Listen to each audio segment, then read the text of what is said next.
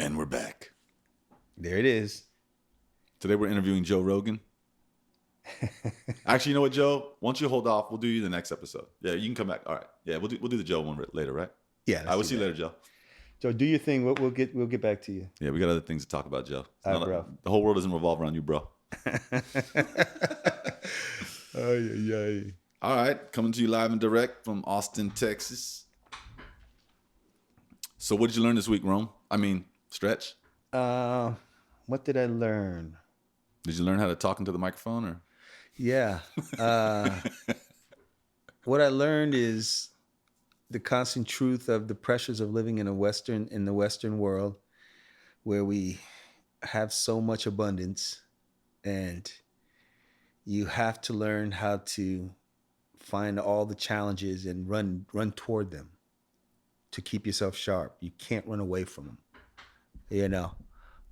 and it just gets more prevalent every day with time chasing, with father time chasing, all of us. You're forced to realize that, hey, I have to move with a sense of purpose. And I realize it's on my mind all the time. And it's just kind of, sometimes you feel, oh, why can't I just do it? Why can't I take this route and do it? Like, to where I know I need to do it. So just kind of running into my inadequacies, and really just saying, wow, everybody's dealing with this. Those of us who acknowledge it and really get a hold of our willpower like a steering wheel and say, I'm going this way, right? Yeah. I got to grab my willpower and say, no, I'm going over here, right? And I'm going to stay here until what I need to learn, no matter how uncomfortable it is. But it's easy to go, no, I'm going to take my willpower and go over to that donut. I'll do that tomorrow. I'll do that tomorw. I did that for decades. How's your 1 meal a day? That's actually the easiest part of it, You still have bread in it or no? Sometimes, but I'm actually happy with the quinoa. Okay. But I'm also doing this too. I'm coming with my smoothie, which is nutrient dense. So it's not 1 meal a day then. Well, when I have a moment, I have it there in my cooler. So because I don't like when I have a weakness and all it takes is a couple sips and that'll be it. Oh. Right? I don't have to drink the whole smoothie. I just want something there that'll get me past the moment. Okay. Right? When I'm feeling weak. Most of the time I can do it, but I'm acknowledging. So that's like the crutch to get you into the habit. Yeah. And it's still less, and I digest it quickly, and it still gives me a lot of benefits. But, most days I can do it. But some days I can't. I don't know. And then I realize, you know what? And then not that you can't. I choose not to. Yeah. And then I would go get some kind of snack somewhere. Whereas reality, I make my smoothie and I have it there. That's going to be when I have moments of weakness. Okay. So, I'm just trying to learn to get to a clean state of health and mind and weight. I have to learn the games I have to play with myself. Yeah, that's what I had to bribe myself with alcohol, and now it's like I'm having trouble, not huge trouble, but I had so much damn fun because when you do 1 meal a day, then I already learned this a long time ago. When you have an empty stomach, alcohol gives you energy. If I have a full stomach, or at least me, I think people do react differently to certain things, but I know for me, if I've eaten, then alcohol has a different effect. It's not as fun, and it makes me tired, and it doesn't feel good. I get indigestion. But if I got an empty stomach, I could drink, have a blast, get high off it, get philosophical, And I learned my drink about beer. So I had so much fun this month when I said I could drink every night, 1 meal a day. Then now it's then my next challenge is to cut back on that, which I've been cutting back, but still a challenge. So where are you at with your drinking? That one was good. I last week was 2 times, but I'm also overall drinking less. You know what I mean? But I'm still drinking whiskey, but less. And so what is it about? Oh, so whiskey is your favorite? Yeah. Because it gets to the point and I don't have to drink a lot of beer and stuff like that to get a buzz. And the buzz is more compatible to what I like. I used to be a beer guy, then I went to wine and sake, but I realized whiskey's the one. I did a tequila phase, but I really just rather drink less liquid and get a buzz. Interesting. Right? Okay. And I totally agree with you on the empty stomach. That's why when I'm going to go out, I like to eat early in the day and make sure that's all digested. Yes. I don't drink. That's why, me, once I start eating, the drinking's over. Yeah. Yeah. So that's my thing. I'll drink on that empty stomach, and then There's no way I want to put in alcohol after I eat. No, it doesn't feel my right. body doesn't feel, It's like, what do you, yeah. Don't work. I can see people like drinking beer with their meal. Like, no way, I can't do none of that, man. Yeah. I mean, I can do it now that I'm doing 1 meal a day, but it's not ideal. Yeah. I used to not be able to do it at all. If I was eating all day, it's like, then I get tired, but. I think it mucks up the digestion. It just complicates stuff. Might as well have that digested, and then you drink, and then your body can deal with just the alcohol. And then you chase that with water before you go to bed. You make sure you get a lot of water, so your body, as it's doesn't use its reservoirs. You want to give your liver what it needs to get rid of this stuff, and you need a lot of water. This poison, this fun poison. The fun poison. I'm into fun poisons. Aren't we all? Yeah. So are you going to get on any dating apps or no? Sorry for that pop. Maybe. But I think just going out, like you said, and finding a spot that feels lively and productive and positive people, good vibe. Yeah, we got to find. I'd rather go there regularly. I love South Congress, man. That's just like, I think that's just my street, where I just like the vibe over there. That's where C-Boys is. There's a few other clubs that now I want to explore. That whole South. That's what I'm about. Okay. Yeah. So yeah, I'd like to do the C-Boys with you too. Go out there. Yeah, pretty much every night of the week it's dope. They always have a good band, and there's always just like a decent vibe of cool people who love music. Yeah. Yeah. No, that sounds like. And it's 2 layers. There's upstairs and downstairs, which is nice. Right. Yeah. And then, if you just drink a beer or two. So, the whole driving, it wasn't like, when we were down in Nevada City, man, it was nice to be able to walk down to town.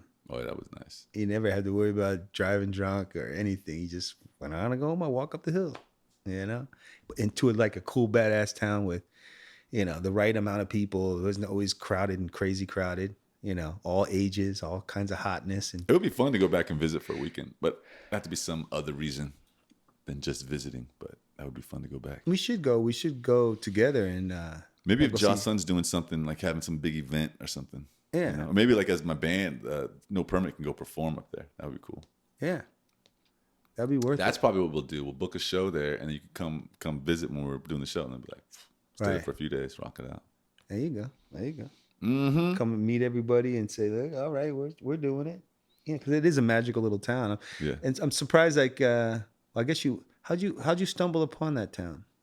All right, I'll tell you the story.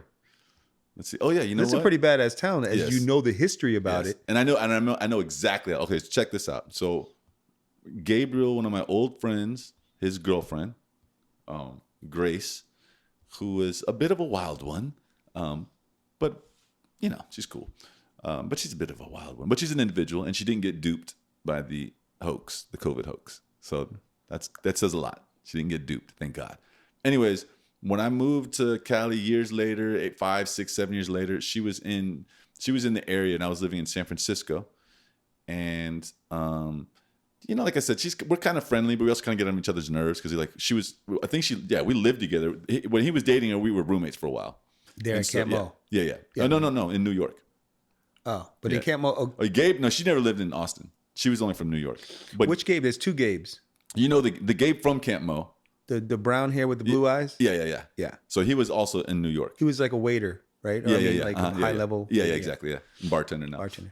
So anyways, it was her. And then, so a year later, so I was hanging out with her, and she's kind of cool. Sometimes we get on each other's nerves. But we were close like that. You know what I mean? Like we could get on each other's nerves, and it's not a big deal because, it's just like whatever. No sexual tension. Just friends. Anyways, she was like, she needed a ride like 2 hours away. She's like, I need a ride to go to this party. She asked me like out of the blue. And I was like, oh my God, the audacity. And then I would go, you know what? I'm going to do it. I'm going to just do you. I can't remember. I think it was just like, I'm just going to do you a solid. I just felt like doing her a solid. I was like, you know what? Okay, I'll do you a solid. Like, I'll just do it.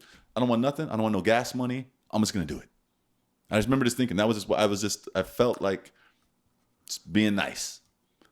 You have that in you too. I think that's a part of your personality. Like between me and you, not to get you off your story, but between me and you, like I'm more of a detective. I want to know why things happen, but you tend to say you're more leaning toward just learning new things, taking a chance to learn what that experience will teach you. Yeah, And you don't care. I mean, you don't. It's not that you don't care about understanding why, but you're less interested in the why and more interested in kind of what you're going to learn with the new experience. There's something interesting about Yeah. that. And it was also because my principle of following your highest excitement. So Right. I remember she asked, I didn't have anything to do that day.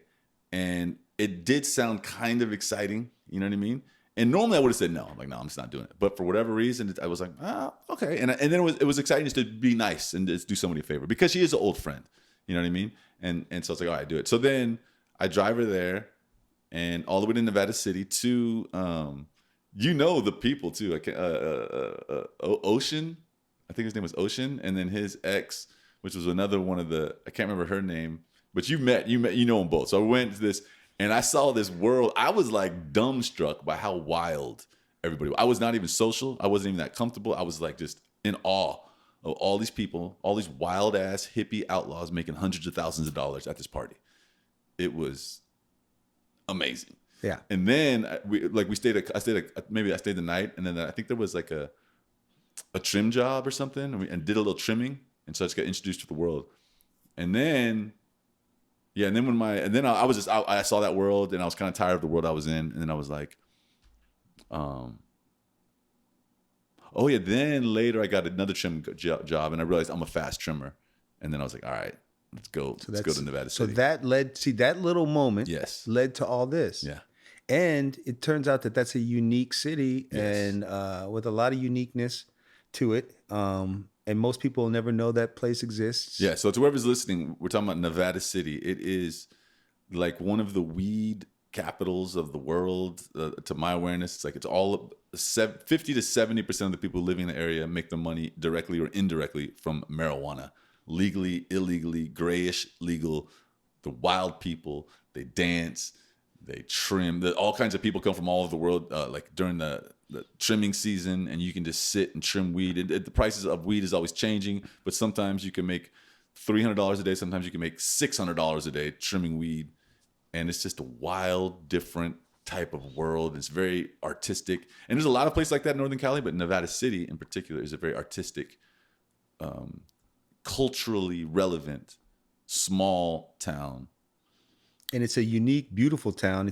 I've seen it in magazines.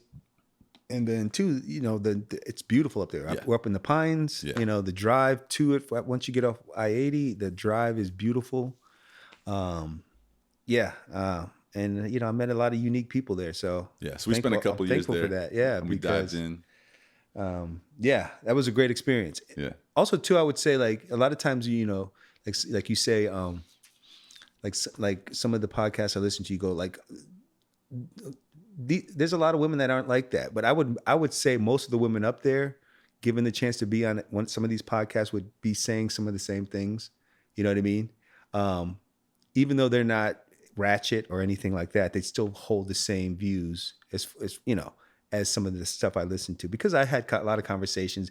This is before I knew, because that was the first time, like the abundance of just dealing with women in the trims and it just was, you got to see so many, but you could hear, looking back, I could hear the patterns now that the patterns I'm understanding now are the patterns I heard there. I don't care, like if they're educated or they're hippies or they're, this or that, there is patterns that are universal amongst women and how they think. So I would just say that.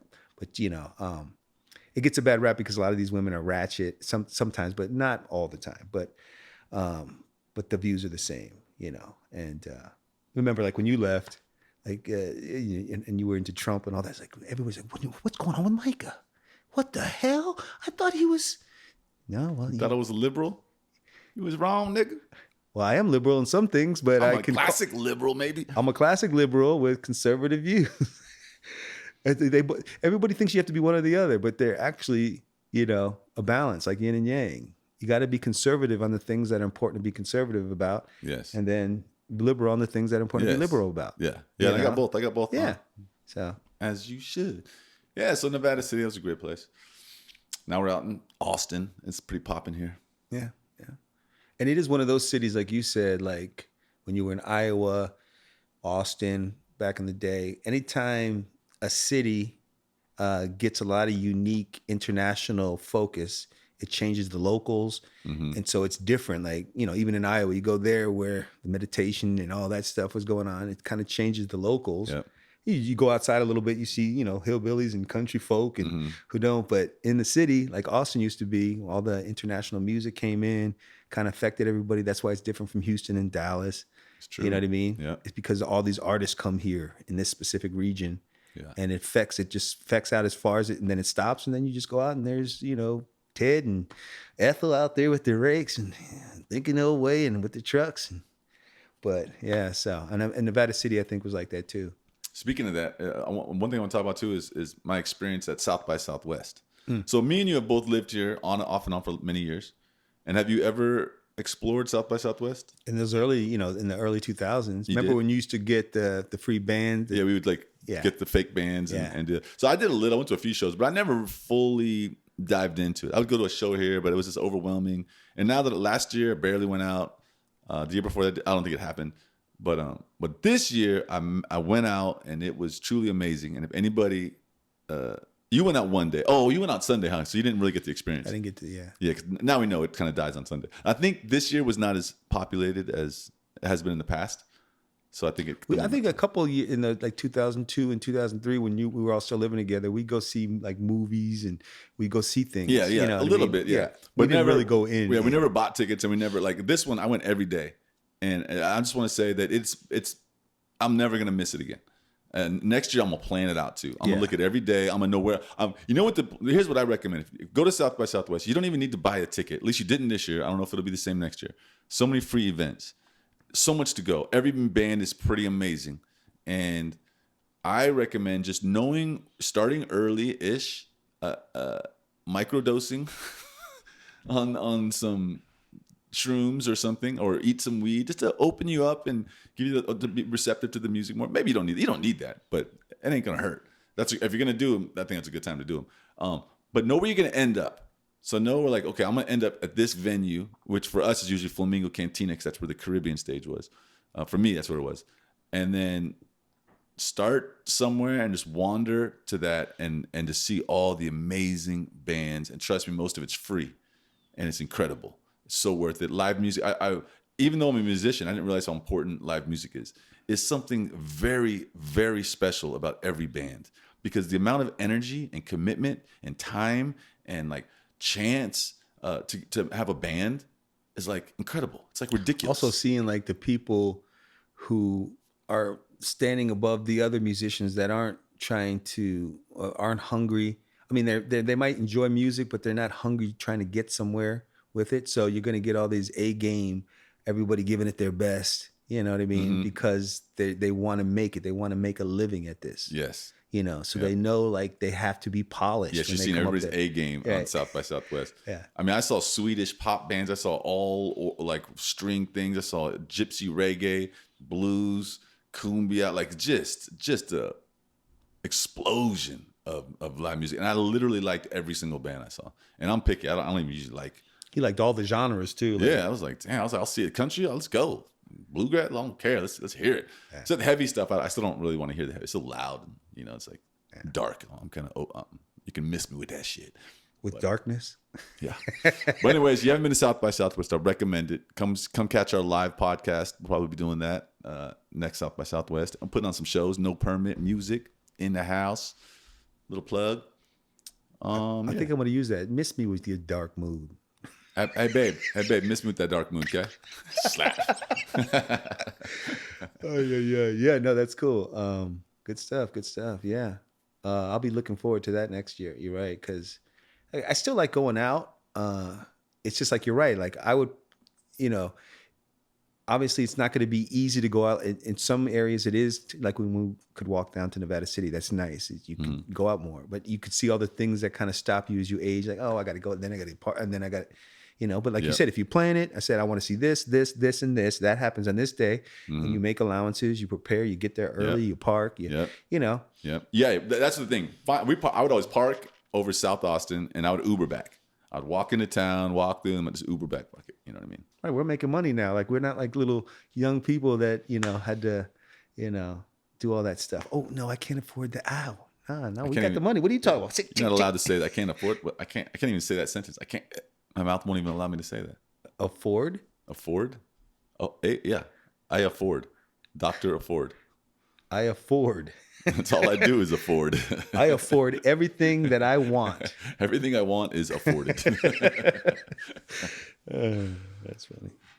All right. So you know what? Another thing I learned this week is a lot of the projects I've been working on, like, don't give up. Do not give up. I wrote a script. I worked on it for a while. I've been writing scripts for a long time. Nothing has happened from any of them except for I've made stuff. But finally, I wrote a script. It got read by some powerful people, and they want to make a show. I don't know if I've told you that. Yeah. Oh yeah. So I talked to him again, and he's like, "We're making a new show. Like it's on." So it's just another reminder. Like if you have a dream, it's not delusional. Like, that's fine. Have your delusional dream, but is it resonating with you? It's a dream that's truly important to you. Just don't give up. It might take years. It might take decades. Who cares? You know, too, like, and Jordan Peterson was talking about this. He was like, a lot of people don't want to, he goes, they make their dreams opaque. So they can't really see them or define them. He goes, you need to define it so you know what you're going. Like, you have to do that work. And then people shy away from that because they can then, fall into, well, I could have, but I didn't try to, like they give themselves an out instead of, when I define it and I start going for it, reality is going to show me how tricky and challenging it all is. And I might fail, but like you said, if you never give up, you're not really failing. Yeah. So they just don't want to feel the bumps and bruises, right, of that process of committing to something and saying it out loud to people. Yeah. And then, and if they don't live up to it or they start to peter out when they start hitting some bumps. Yeah. You're going to hit bumps. So that's why make sure it's something you really want. Yeah. And then just don't give up. Just don't give up. That's and what it is. And it's pretty much it'll probably come to fruition one way or the other. And that's what I'm seeing in my life, because I've been achieving like 1 meal a day. Literally, I've wanted to eat 1 meal a day for 20 years. Ever since I read it in the Essene Gospel of Peace and in the Warrior Diet, you mentioned it 20 years ago, and I've heard it. A lot of people do it. Andrew Tate does it. A lot of high level people do it, and I've wanted to do it, and now I've finally done it. It took me 20 years. It's a great thing too, because the people that are successful, it's about understanding, well, to not give up, and especially if you're going to get your accolades later in life because you didn't give up. Who knows when you're going to pop at any given time. Yes. But I think the process of going for your dream, saying it aloud, defining it constantly, not keeping it opaque and vague in your mind so you don't have to commit to anything. It's kind of a protection mechanism, so you have an out. Well, I didn't try that hard. So Yeah. So, but then understanding, okay, I'm here, and now I got to learn how to keep my energy. Being on an empty stomach most of the time is energy. So then because what is focus? Focus is sustaining energy and pointing it somewhere. Yes. Concentrated effort. That's energy that body needs to do that. So you can't stay focused at a high frequency on something that you want to go if you don't have energy. Yes. So that's the quagmire people fall into. They're aging. They have patterns of eating and stuff that take their energy on top of aging. And then it's easier to procrastinate. It's easier to, I can't waste keep my time. focus here. I can only keep it here for 20 minutes. I'm going to take a break and go eat. No, you already ate. You're not taking any breaks to eat. You're not going to go drive. Like when you can eat whenever you want, whatever you want, it's like that's hours every day. Driving, buying, digesting, cleaning, all that. Rejuvenating. Yeah. So when you just do it once a day, it just opens up. There's countless benefits to this. Countless. And that's what you learn as you go through reality to a dream. Reality is slowly teaching you all these lessons if you're listening, right?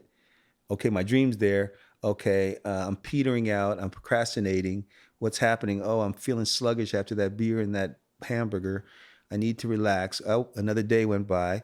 Okay, I only was, keeping attention focused for a half hour today. That's all I had, instead of understanding, okay, I got to organize my life. I got to do clean the house and do this. So then I feel better in the space to then be, on and on. There's so many things that reality is going to teach you if you're listening to what is conducive to energy, focus, and, intensity.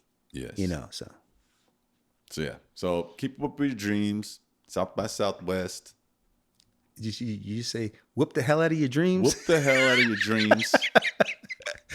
Like they're an ugly stepchild with a bad attitude. It's trying to run away from you and be disobedient.